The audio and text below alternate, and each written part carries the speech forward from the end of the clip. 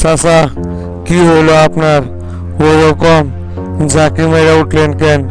সংবাদ সম্মেলনটা দেখে নাকি? হ শামসু, তাই তো দেখতেছি।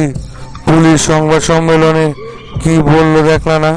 সবিক্রতা একেবারে ধুয়া ফেলাইলো। এইভাবে যে সব কিছু প্রকাশে নিয়ে এসে পড়বো সেইটা তো শামসু আমার ধারণাই ছিল না। তুমি কি এসআই সৈকত রে সংবাদ সম্মেলনটা করার জন্য বইলা দিছিলে নাকি? তাছাড়া তো ওরা এত বড় সাহস পাওয়ার কথা না। তুমি মনে হয় নিশ্চয় ওদেরকে বইলা দিচ্ছ, তাই না? হ্যাঁ চাচা, একদম ঠিক কথা বলছেন। শফিক কি মনে করছে এমপির ক্ষমতা দেখাইয়া পার পেয়ে যাইব? সেটা কোনোদিনও সম্ভব নয় চাচা। শফিকরে কোন সময় ধরা রাখবো সেটা আমার খুব ভালো করেই জানা আছে। সময় মতো এমন একটা খেল দিয়ে দিলাম, শফিক এখন চার দালানের বাদ ছাড়া আর কোনো কিছু চোখে দেখবো না। এটাই হচ্ছে শামসুর কারিশমা চাচা। হ্যাঁ, একেবারে সঠিক কামই করছো তুমি। শফিক এবার আর এই মামলা থেকে কোনোভাবেই বাঁচতে পারবো না। ওর বাঁচার সব রাস্তা বন্ধ হয়ে গেল। ওসি আর ডিসি যেভাবে হোক ধামা চাপা দিয়া বিষয়টা লুকানোর চেষ্টা করে যাইছিল, কিন্তু এই সংবাদ সম্মেলনের পর ওরাও আর শফিকের সাপোর্টে কোনো রকম কোনো কথাই বলতে পারবো না। এখন শফিককে গ্রেপ্তার করা ছাড়া আর কোনো অপশনই কারো হাতে বাকি নাই। তুমি একেবারে বুদ্ধির একটা খেলা খেলে দিছো শামসু। এখন শফিক চিন্তা করে দেখুক যে কত দানে কত চাল। বারে বারে ওরে নিষেধ করছিলাম আমার সিদ্ধান্তের বাইরে না যাইতে। পাকনামি কইরা আমার সিদ্ধান্তের বাইরে যায় এমপি হয়েছে না। এখন দেখবো ওরে এমপি তো কয়দিন টিকা থাকে চাচা। শামসু যখন যার মার সাথে মাঠে নামে তারে ধ্বংস না করা পর্যন্ত মাঠ থেকে ওঠে না। সেই কথাটাই শফিককে আবারও মনে করে দিলাম। শামসু ভাই, এইদিকে তো একটা অনেক বড় ঘটনা ঘটে গেছে। রাত করে তো এই জায়গা মিজান আর দেলোয়ার মিলা বরাতলা জঙ্গল থেকে বাটুল রে ধরে নিয়ে এসে। বাটুল রে তো এখন আমাদের গোডাউনে আটকায় রাখছি ভাই। আপনি চলেন, টেরা ভাই আর রমজান ভাইও ওইখানে আছে। বলিস কি রে গোল্লা, এই মাল তাহলে এই জায়গায় এইভাবে লুকিয়েছিল আর ওরে পুরো এলাকা তন্ন তন্ন করে খুঁজে শেষ করে ফেলাইছি। তাই তো বলি পালালো কোথায়? তা ওরা ওরে ওইখান থেকে কিভাবে ধরে নিয়ে আসলো রে গোল্লা? ওরা ওই জায়গায় বৈশা বৈশা গল্প করতেছিল, আর এই সময় হঠাৎ করে পাশে খুসখুস শব্দ শুনা দেলোয়ার ওইদিক তাকায় দেখে বাটুল ঢাকা পলায় যাওয়ার জন্য প্ল্যান করতেছে। পরে মির্জানার দেলোয়ার মিলা ওরে বাইন্দা সরাসরি গুডাউনে নিয়ে আইসা পরে আমারে খবর দিছে। আমি পরে টেরা ভাই আর রমজান বাইরেও ডাইকে নিয়ে এলাম। ওনারা আপনারে নিয়ে যাইতে বলল। আচ্ছা ঠিক আছে, তাইলে তুই যা, আমি আর চাচা কিছুক্ষণের ভিতরেই চলে আসতেছি। আর ওদেরকে যায়া বইলা দেশ ওরা যেন বাটুলকে কোনো রকমের মারধর না করে। আমি না আসা পর্যন্ত সবাই রে অপেক্ষা করতে বল। আমি একটু পরেই চলে আইতেছি, যা তাহলে তুই।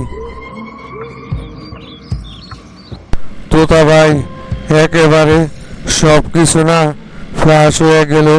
পুলিশও দেখতেছি বুড়া জিনার আপনার বিরুদ্ধে সংবাদ সম্মেলন কইরা সাংবাদিকদের সব কিছুই জানাইয়া দিল। এখন উপায় কি? এখন তো আপনাদের গ্রেপ্তার করা ছাড়া পুলিশের হাতে আর কোনো অপশনই থাকবো না। শফিক একজন সংসদ সদস্য হইয়া কি ক্ষমতা দেখাইলো, সামান্য এই মামলা থেকেই নিজেরে মুক্তি করতে পারলো না। দুরুডন রাকেক বেওয়ার সংসদ সদস্যর পদের কথা, ওইগুলো পদের শামসু ভাইয়ের কাছে কোনো গুরুত্ব আছে নাকি? এই সব কিছুই শামসু ভাই করাইতেছে। পুলিশরে দিয়া শামসু ভাই সংবাদ সম্মেলনটা করাইছে যাতে করে তাড়াতাড়ি শফিকের বিরুদ্ধে অ্যাকশন নেওয়া যায়। এতে করে সাংবাদিক এখন শফিকের পিছনে আটার মতো লেগে পড়বে। পুলিশের এখন শফিককে গ্রেপ্তার করা ছাড়া আর কোনো অপশন নাই। আপনি শুধু শফিকের বিষয়টাই দেখতেছেন তোতা ভাই। এইদিকে শফিক যদি গ্রেপ্তার হয় তাহলে কি আপনারে আর আস্ত রাখবে নাকি? আপনারও দেখবেন মোসর দিয়া কোন দিন আইসা তুইলা নিয়া চইলা যাইব। আপনারও শফিকের সাথে সাথে জেলের ভাত ঠিকই খাইতে হইব বারবার কইরা। আর তখন আমি নিষেধ করছিলাম, বুড়া জিনের যুক্তি শুইনা এই কাজটা কোনোভাবেই করতে যায় না, পরে কিন্তু এর অনেক বড় মাসুল দিতে হইব। এখন তো বুঝতে পারতেছেন কি হইল বিষয়টা। দূরবে আমি তো তা এই বিষয়গুলো নিয়ে এখন মোটেও মাথা কামাই না। শামসু ভাই যেহেতু আমার বিষয়টা দেখতে চাইছে, অবশ্যই শামসু ভাই দেখবে, কারণ শামসু ভাই একবার যারে কথা দেয় সেই কথা সে ঠিকই রক্ষা করে। আমরা যেরকম বছর পর মানুষকে 7/14 দিয়া বুঝাই দিতেছি, শামসু ভাই কিন্তু এই টাইপের লোক না, কথাটা মনে রাখিস।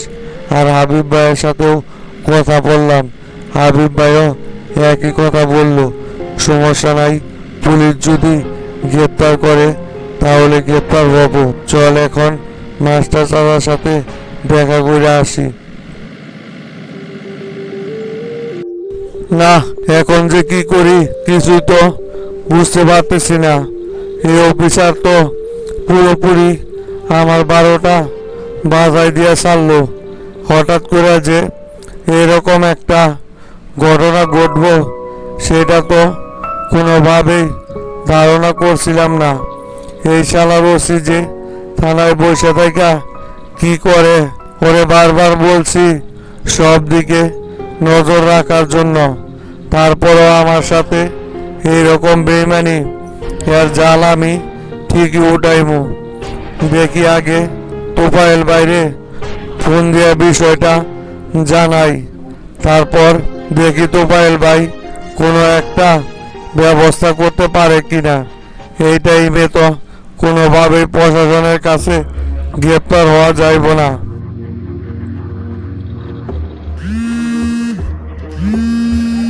হ্যাঁ শফিক, কি খবর বলো শফিক? হ্যাঁ ভাই, খবর তো খুব একটা ভালো না। আমি তো ভাই এইদিকে অনেক বড় একটা ফাটকা চিপায় পড়ে গেছি। এখন আমার আপনার কিছু সাহায্য লাগবে ভাই।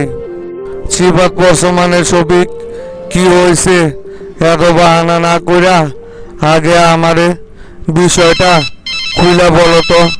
এমনিতে আমি নানান রকম চাপের ভিতরে আছি, এর ভিতরে আবার তোমরা যে নতুন কইরা কি ঝামেলা নিয়ে আসো না, বলো তো দেখি কি হয়েছে শফিক তোমার? ভাই ঝামেলা বলতে আপনার এই যে এর আগে বলছিলাম না, উপজেলার 200 কোটি টাকার দুর্নীতির একটা মামলা এসে আমার গাড়ে পড়ছে। ওই মামলায় তো ভাই প্রশাসন আমার বিরুদ্ধে সংবাদ সম্মেলন করছে। এখন যে কোনো সময় আমাকে তো প্রশাসন গ্রেপ্তার করতে পারে। তাই ভাই স্বরাষ্ট্র দপ্তরে আলোচনা কইরা আমার গ্রেপ্তারি পরোয়ানাটা একটু স্থগিত রাখার একটা ব্যবস্থা করেন। ভালো পরিমাণের একটা অ্যামাউন্ট আমি পাঠাইতেছি আপনার অ্যাকাউন্টে। তোমরা যে মিয়া 2 দিন পর পর কি এক এক ঝামেলা তৈরি করো না। আচ্ছা, আমি দেখতেছি এদিকে কি করা যায়। তোমারে বলছি শামসুরে দৌড়ের উপর রাখার জন্য, এখন তো দেখতেছি উল্টা শামসু তোমাদের দৌড়ের উপর রেখে দিয়েছে। এইভাবে হলে কিভাবে তোমরা শামসুর এগেনস্টে টিকতে পারবা? সবিক, মাথায় একটু বুদ্ধি রাখা মাঠে খেলো। আর আমি এইদিকে স্বরাষ্ট্র দপ্তরে আলোচনা করতেছি। আচ্ছা ভাই, ঠিক আছে, আপনি আগে আমার গ্রেপ্তারি পরোয়ানাটা স্থগিত করার একটা ব্যবস্থা করেন। আর এই প্রশাসন তো শামসুর কথায় উঠবোস করতেছে। এখানে তো আমি প্রশাসনের চাপে কোনো কিছুই করতে পারতেছি না। এই প্রশাসনকে বগুড়া থেকে সরিয়ে আমার মন মতো লোক এইখানে বসাইতে হইব। এরা সবাই শামসুর কথায় উঠবোস করে, তার জন্যই তো শামসুর বিরুদ্ধে আমি কোনো কিছুই করতে পারতেছি না। বিষয়টা একটু আপনি দেখেন ভালো করে। ফোন রাখলাম তাইলে ভাই, আসসালামু আলাইকুম। কি হয়েছে তোফায়েল ভাই? শফিক ফোন কইরা কিসের উপজেলার দুর্নীতির মামলার কথা বলতেছে? বগুড়া থেকে আবার নতুন করে ওরা কোনো রকমের কোনো ঝামেলা টামেলা তৈরি করতেছে নাকি ভাই? সেরকমই। শফিক নাকি এর আগে উপজেলার একটা দুর্নীতির মামলায় ফাঁসে গেছে। সেই জন্য প্রশাসন শফিকের বিরুদ্ধে সংবাদ সম্মেলন করছে। প্রশাসন নাকি শামসুর কথায় উঠবোস করতেছে। বগুড়ার প্রশাসন শফিকের কথা বিন্দু পরিমাণ শুনতেছে না। আর শামসুর আধিপত্য এখনো সেই আগের মতোই ধরে রেখেছে। রাখবেই তো ভাই, স্বরাষ্ট্র দপ্তর তো এখন সম্পূর্ণ শামসুর নিয়ন্ত্রণেই চলে। শামসু দল থেকে পদত্যাগ করতে কি হইব? দলে সে আগের মতোই আধিপত্য ধরে রেখেছে শামসু। এইদিকে স্বরাষ্ট্রমন্ত্রী সেলিম আর আইজি, ওরা দুইজনই তো শামসুর ডাইন হাত বাম হাত হিসাবে কাজ করে যাইতেছে। তাই তো শামসুরে আমরা কোনোভাবেই আটকাতে পারতেছি না। এই সবই হতেছে স্বরাষ্ট্র দপ্তরের পাওয়ার ব্যবহার করে। যতদিন পর্যন্ত সেলিমকে এইখান থেকে না সরাইতে পারবো, ততদিন পর্যন্ত শামসুর পূর্ণাঙ্গ ক্ষমতা কেড়ে নেওয়া সম্ভব হইব না। সবই হবে হানিফ, কয়েকটা দিন একটু অপেক্ষা করো। আমার গোডাউনে আগুন লাগাইছে, এটাকে আমি এমনি এমনি সাইরা দিব নাকি ভাবছ? শুধু নতুন এই কমিটিটা আগে দিয়া সারি। তোমার সেক্রেটারি বানানোর পরপরই পুরো জনতা পার্টির ক্ষমতা আমি দখল করব।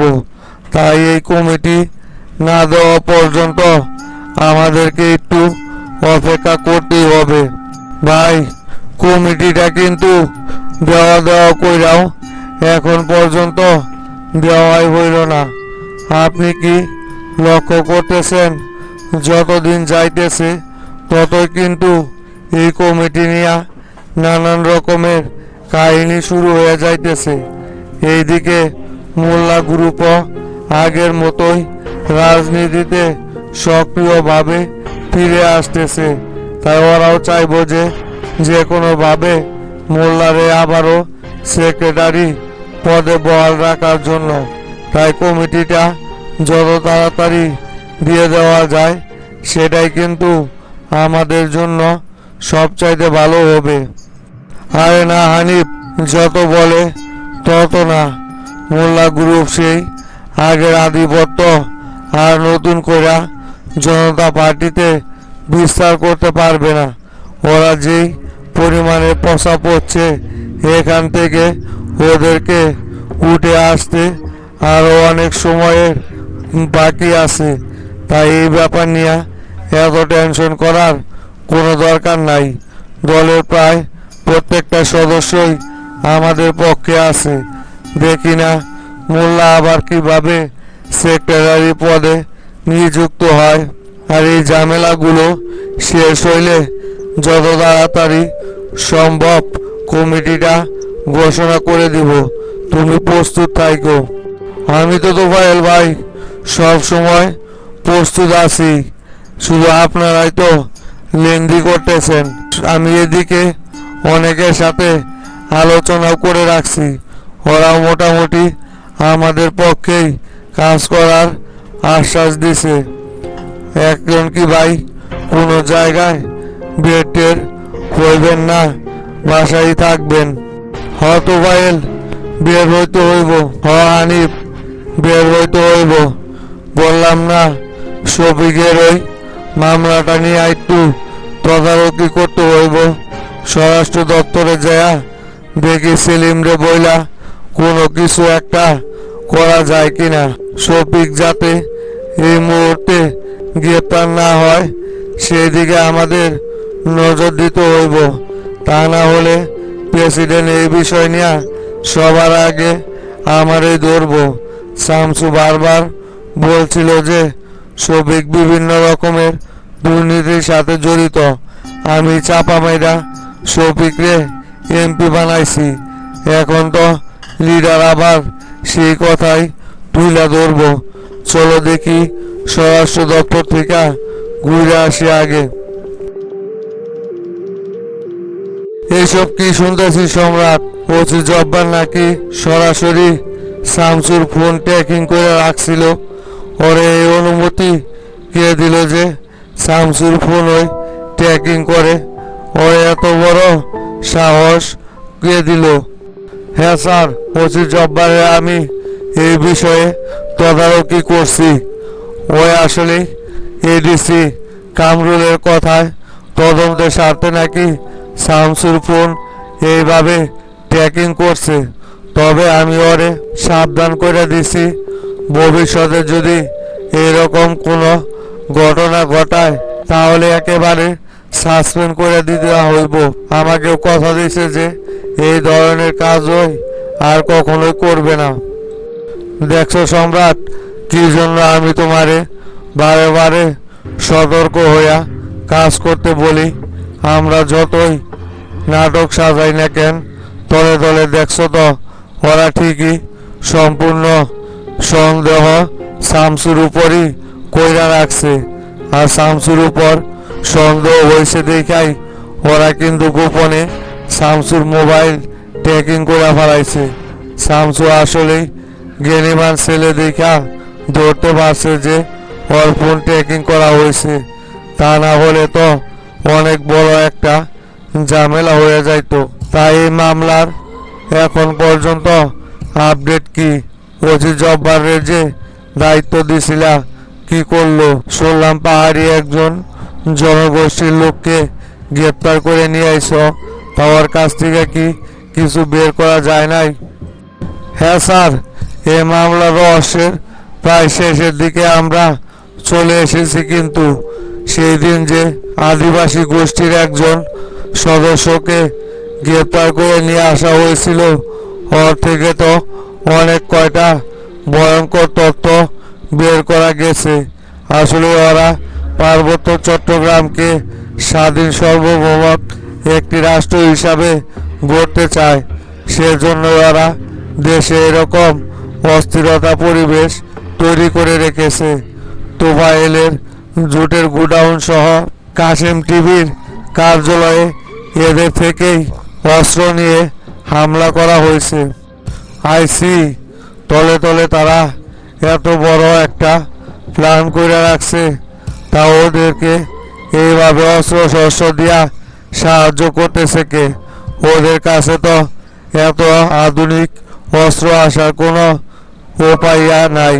নিশ্চয়ই ওদেরকে কেউ না কেউ বাইরে থেকে সাহায্য করতেছে।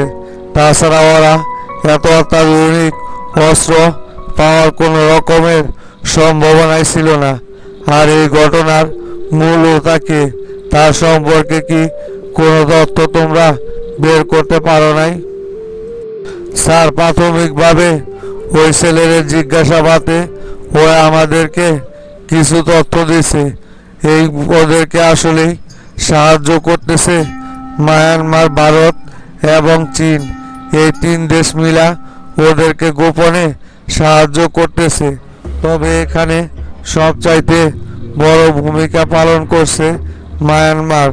ওরাই মূলত এদেরকে অস্ত্র শস্ত্র দিয়া উৎসাহিত করছে। আর এই ঘটনার মূল হোতা হচ্ছে উদয়জন চাকমা, যাকে কক্সবাজার থেকে পুলিশ গত রাতেই গ্রেপ্তার করেছে। টিভির স্পেশাল একটা টিম ওকে নিয়ে খুব শীঘ্রই ঢাকাতে পৌঁছাবো। ওরে জিজ্ঞাসাবাদ করলেই বাকি তথ্যগুলো জানা যাইব যে কার মাধ্যমে ওরা এই ঘটনা ঘটাইতেছে।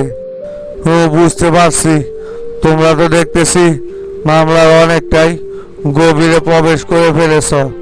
এবার এই ব্যাপারে চাপ দিলে হয়তোবা আসল ঘটনা বের হয়ে আসবে। শোনো সম্রাট, এই ঘটনা তুমি সরাসরি নিজে উপস্থিত থাইকা তদারকি করবা। এখানে কিন্তু অনেকেই জড়িত থাকতে পারে, যাতে করে কেউ কোনোভাবে এইখান থেকে ফাঁক না পায়, সেই দিকে ভালো করে লক্ষ্য রাখবা।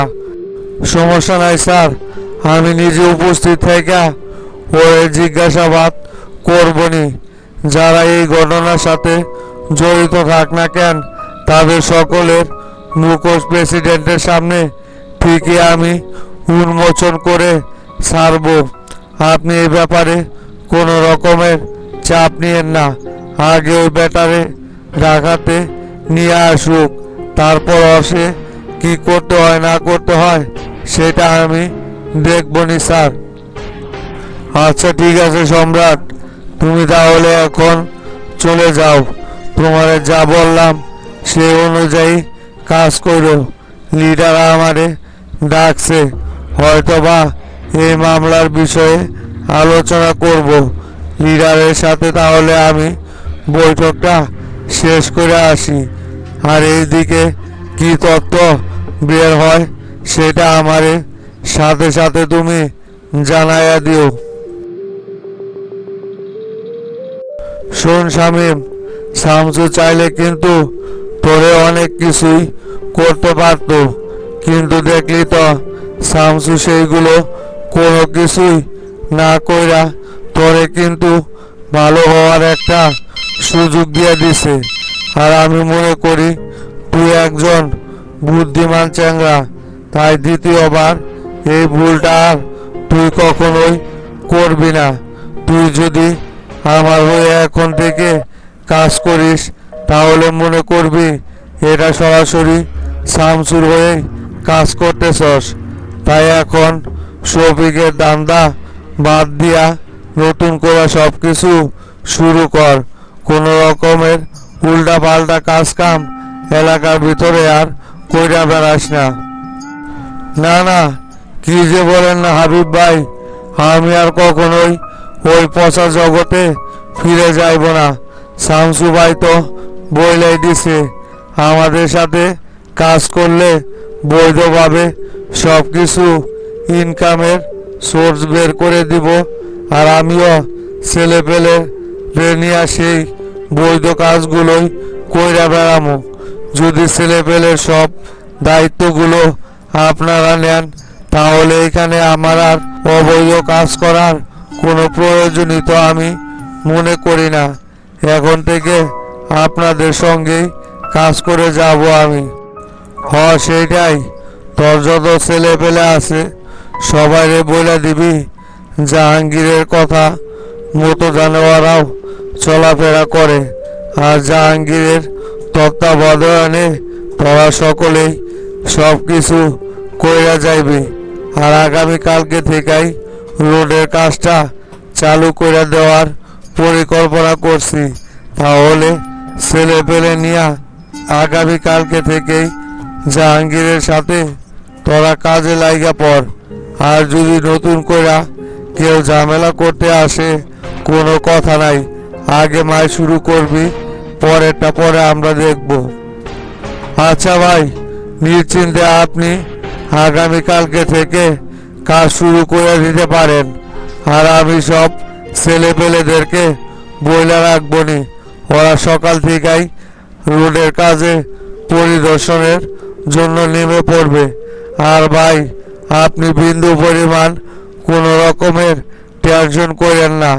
এই সিংটে শামীম যে জায়গায় উপস্থিত থাকবো, সেই জায়গায় পুকুরার আর কোনো মাস্তানের সাহস আছে নাকি যা গ্যাঞ্জাম করব? সৌমাইরা কাল্লাটা নামাই ফেলামো না। স্বয়ং সফিকত ওইখানে যাইতে পারবো না যদি আমার উপস্থিতি দেখে। তাইলে তুই এখন চলে যা শামীম, ডাকলে পরে আবার আসিস।